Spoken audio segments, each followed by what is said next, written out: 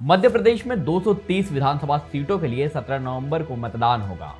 भाजपा कांग्रेस दोनों ही दलों ने चुनावी बिसात पर जीत पक्की करने के लिए प्रत्याशियों के रूप में अपने अपने दमदार मोहरे उतार दिए हैं और इसी के साथ चुनाव प्रचार ने अपनी रफ्तार पकड़ ली है। वहीं विरोधी खेमे को मात देने के लिए हर दिन नई नई रणनीतियां बनाई जा रही है। दोनों ही दलों के प्रत्याशी जुबानी हमलों के साथ ही सोशल मीडिया पर भी एक दूसरे पर आरोप प्रत्यारोप लगाकर अपने पक्ष में माहौल बनाने में जुटे हुए हैं। ऐसे में राज्य की 5 सीटें डबरा, सागर, नर्मदापुरम, टिमरनी और देवतालाब में इस बार बेहद रोचक मुकाबला देखने को मिल रहा है, क्योंकि इन सीटों पर चाचा भतीजा, सगे भाई, जेठ बहू के अलावा समधी समधन एक दूसरे के सामने ताल ठोक रहे हैं। बता दें कि इन 5 सीटों में से 4 पर भाजपा का कब्जा है और 1 सीट पर कांग्रेस है।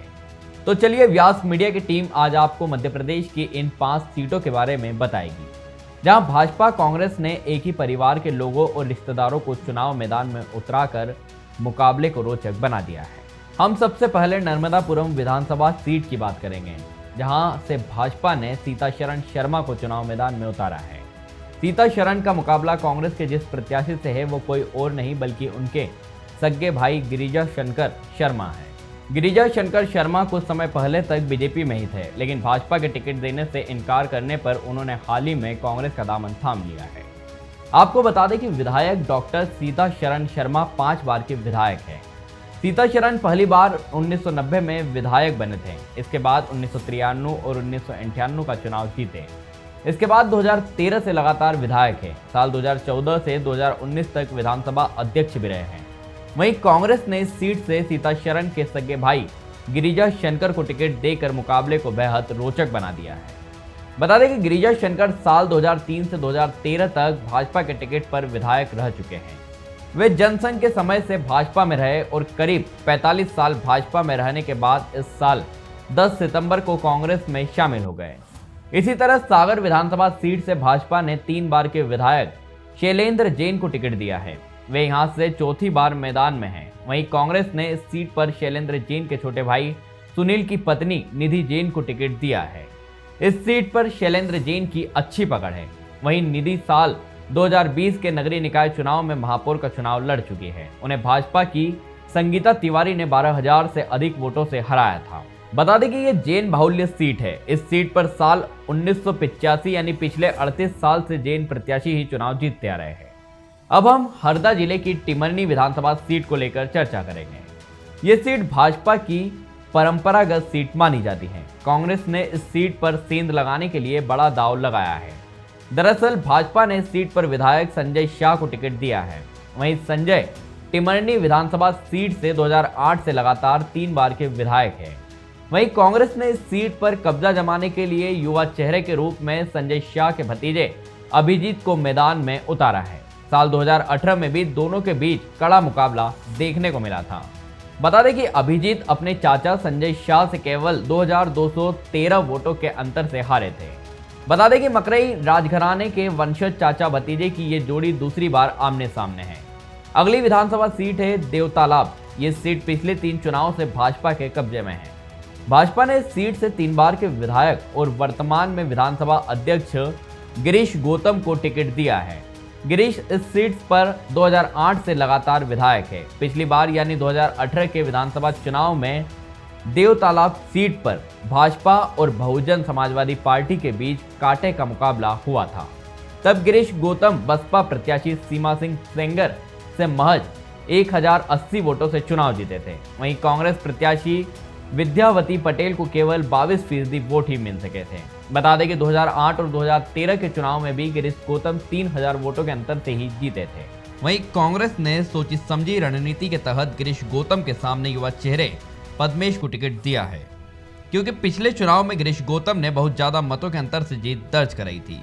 ऐसे में पद्मेश को मैदान में उतार कर कांग्रेस ने युवाओं को अपने पक्ष में करने का दांव खेला है, ताकि ज्यादा से ज्यादा युवा वोट उसके पाले में आए और वो भाजपा के कब्जे से इस सीट को छीन सके।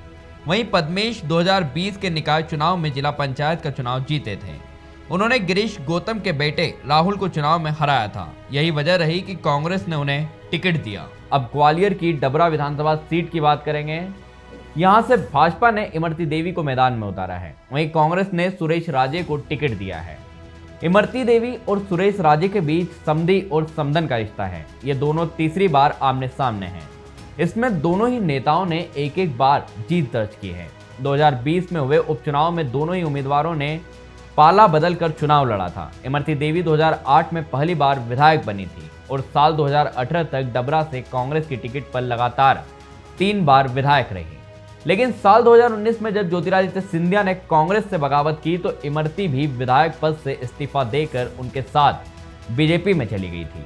इसके बाद 2020 में हुए उपचुनाव में भाजपा के टिकट पर चुनाव लड़ी थी। तब कांग्रेस प्रत्याशी सुरेश राजे ने उन्हें हरा दिया था। सुरेश राजे पहले भाजपा में थे, लेकिन इमरती देवी के भाजपा में आते ही सुरेश राजे कांग्रेस में शामिल हो गए थे। दरअसल सुरेश राजे के भाई के बेटे मनीष की शादी इमरती देवी के भाई की बेटी प्रतिभा से हुई है। इसके बाद ही दोनों समधी समधन कहलाए। हालांकि इमरती सुरेश को अपना समधी मानने से साफ इनकार करती है, जबकि सुरेश स्वीकार करते हैं कि वो इमरती के समधी है। दोनों का नाम एक दूसरे के खिलाफ षड्यंत्र रचने में आता रहता है। आपको बता दें कि कुछ दिनों पहले डबरा से कांग्रेस विधायक सुरेश राजे की एक अश्लील सीडी सोशल मीडिया पर वायरल हुई थी। इस घटना के लिए सुरेश राजे ने अपनी समधन और पूर्व मंत्री इमरती देवी को जिम्मेदार ठहराया था। उन्होंने इसकी शिकायत एसपी ग्वालियर से भी की थी। अब हम प्रदेश की कुछ अन्य सीटों के बारे में भी बताएंगे, जहां बहुत दिलचस्प मुकाबला देखने को मिल रहा है। ये सीटें हैं रीवा जिले की रीवा, धार जिले की मनावर और रायसेन जिले की साची विधानसभा सीट। रीवा सीट से 2 राजेंद्र एक बार फिर चुनावी मैदान में आमने सामने हैं। दोनों राजेंद्र एक ही कॉलेज से इंजीनियरिंग की पढ़ाई भी कर चुके हैं। राजेंद्र शुक्ला भाजपा के प्रत्याशी है, तो वहीं राजेंद्र शर्मा को कांग्रेस ने मैदान में उतारा है। इसके पहले भी दोनों राजेंद्र रीवा सीट से चुनाव लड़ चुके हैं, जिसमें राजेंद्र शर्मा को हार का सामना करना पड़ा था। इधर रायसेन जिले की साची विधानसभा सीट से 2 डॉक्टर एक दूसरे के सामने ताल ठोक रहे हैं। यहां भाजपा ने शिवराज सरकार में मंत्री प्रभुराम चौधरी को प्रत्याशी बनाया है, जबकि कांग्रेस ने जीसी गौतम को मैदान में उतारा है। ये दोनों ही प्रत्याशी अपने पेशे से डॉक्टर रहे हैं। ऐसे में इस विधानसभा सीट से मतदाता कौन से डॉक्टर पर भरोसा जताएंगे, ये आने वाला वक्त ही बताएगा। लेकिन 2 डॉक्टरों को चुनाव प्रचार करते मतदाता पहली बार देख रहे हैं। वहीं धार जिले की मनावर विधानसभा सीट पर डॉक्टर और इंजीनियर के बीच दिलचस्प मुकाबला देखने को मिल रहा है। यहां भाजपा ने इंजीनियर और जिला पंचायत सदस्य शिवराम कन्नौज को प्रत्याशी बनाया है। वहीं कांग्रेस ने मौजूदा विधायक डॉक्टर हीरालाल अलावा को अपना उम्मीदवार बनाया है। शिवराज ने भोपाल के कॉलेज में इलेक्ट्रिकल्स में बीटेक की डिग्री ली है। बता दें कि वहीं हीरालाल अलावा अखिल भारतीय आयुर्विज्ञान संस्थान यानी एम्स में सहायक प्रोफेसर की नौकरी छोड़ने के बाद साल 2018 के विधानसभा चुनाव के दौरान राजनीति के मैदान में उतरे थे। बता दें कि शिवराज पहली बार विधानसभा का चुनाव लड़ रहे हैं। व्यास मीडिया की एक खास रिपोर्ट आपको कैसी लगी, कमेंट्स बॉक्स में लिखकर जरूर बताइए। साथ ही आप देश, दुनिया, धर्म, अध्यात्म और राजनीति से जुड़ी और किन खबरों का डिटेल एनालिसिस सुनना चाहते हैं, कमेंट्स बॉक्स में लिखकर हमें जरूर भेजिए, ताकि हम पसंद के विषयों की बेहतर खबर दे सकें। जय हिंद, जय भारत।